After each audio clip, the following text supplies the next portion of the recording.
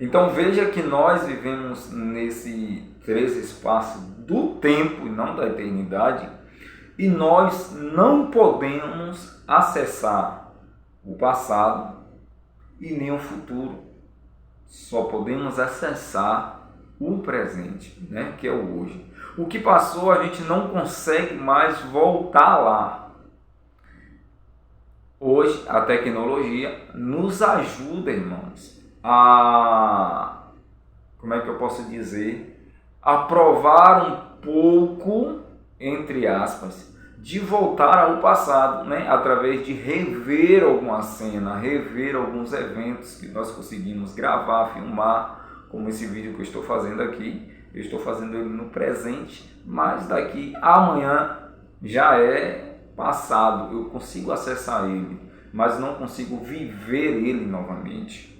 Então o que acontece? Nós não conseguimos viver ou acessar o passado, nós não conseguimos acessar, né, o futuro. Conseguiremos, já estou falando, né, no futuro, conseguiremos talvez acessar o futuro, mas nós somos super limitados nessa área e só podemos acessar o presente.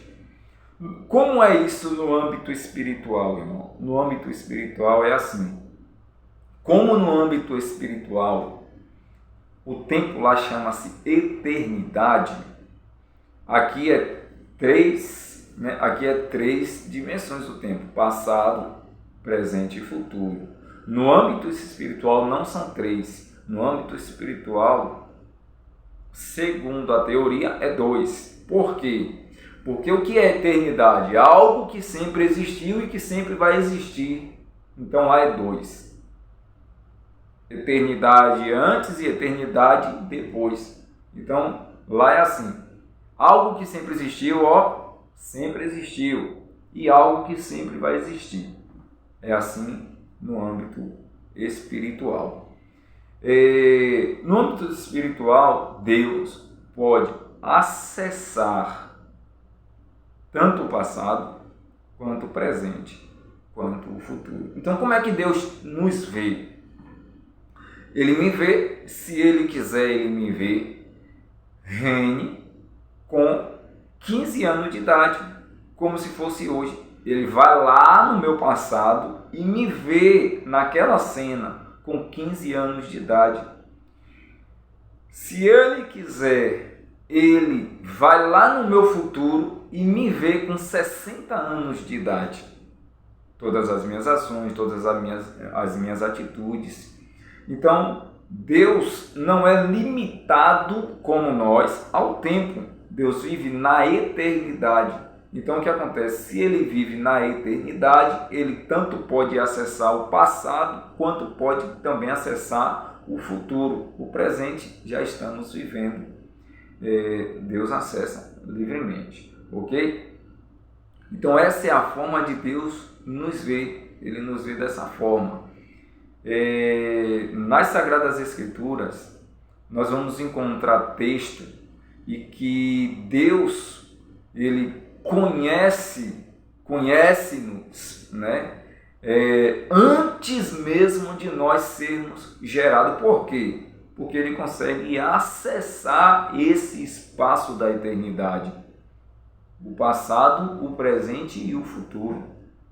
Ok? Que serve isso, que reflete isso para nós. O passado, o presente e o futuro. Na eternidade, Deus consegue acessar. Então, antes mesmo de uma pessoa nascer, Deus pode acessar o tempo dela de vida. Pode conhecê-la antes mesmo de ser formada no ventre materno da mãe. Deus pode conhecê-la. Deus também pode acessar o nosso futuro antes mesmo de ele acontecer. Isso nós vamos ver muito nas profecias, né?